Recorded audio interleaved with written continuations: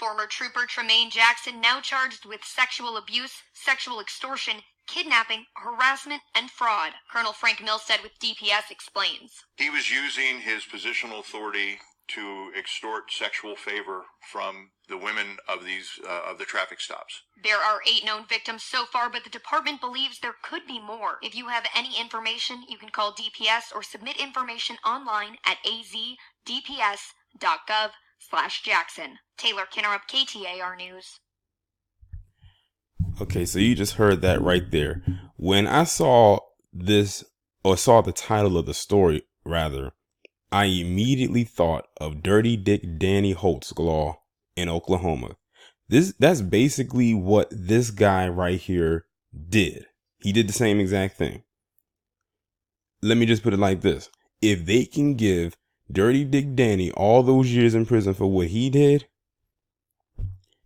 it's not going to take much for them to sentence him to the same level of the crime. Now, I don't know if he's going to get the same amount of years because it happened in 2 different states. So I don't know how Arizona runs their particular system when it comes to something like this, but he's definitely going to get some jail time on the fact alone that he is a black man.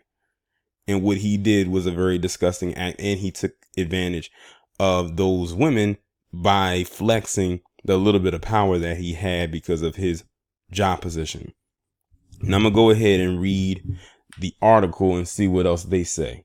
It says, an Arizona Department of Public Safety trooper was arrested Tuesday and faces dozens of charges, including sexual abuse and kidnapping, for alleged crimes against 8 women. DPS Director Colonel Frank Milstead said during a press conference that Tremaine Jackson, who has been fired, offered the women leniency in exchange for sexual activity. That's basically the same exact thing Dirty Dick Danny did. He was using his positional authority to extort sexual favor from these traffic stops, from the women of these traffic stops. Jackson, age 43, was with the agency for 13 years and had been on leave since June 11th when a sexual abuse complaint was lodged, Milstead said. Now, it makes you wonder, since he's been there for 13 years, imagine if there's more that he's done, because I'm willing to bet that he did not just start doing this. It says he'd already been under investigation for allegedly making inappropriate comments to a woman he'd pull over in May. We were horrified. We were absolutely horrified, Milstead said of the accusations. Jackson most recently worked in the department's Metro Motors district. DPS said Jackson would be booked on 61 counts in all. Oh, he's definitely going to jail. And here are the counts. Sexual abuse, 2 counts. Attempted sexual abuse, 2 counts. Attempted sexual assault, 1 count. Sexual extortion, 4 counts. Unlawful sexual contact by a peace officer, 4 counts. Unlawful imprisonment, 8 counts. Kidnapping, 8 counts. Harassment, 4 counts. Forgery, 8 counts. Fraudulent schemes and artifices, 5 counts. Fraudulent schemes and practices and willful concealment, 7 counts. And tampering with a public record, 8 counts. With all of that, he's definitely going to get some serious jail time. I highly doubt he's going to walk away from that. He may not get, I don't know if he's going to get hit with all the counts, but he's going to get hit with the majority of them. Milstead said the forgery charges stemmed from falsifying department records, and the kidnapping charges were the result of Jackson allegedly keeping victims for longer than was appropriate during traffic stops. He said he couldn't reveal more details about the alleged crimes while the case was still under investigation. Authorities believe there could be more victims. That's what I just said.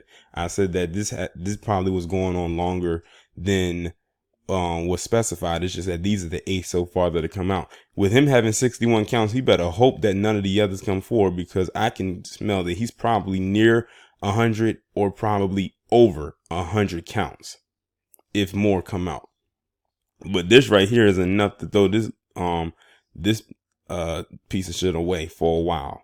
And I hope that they do, because that's a sick act right there. Like I said, equal opportunities analyst over here.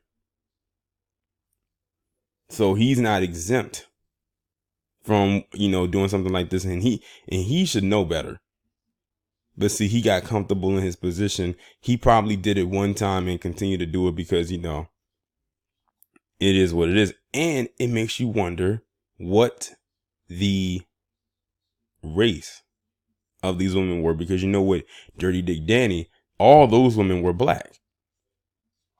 And I'm willing to bet that the women here were probably black as well. I'm not sure. I'm just speculating.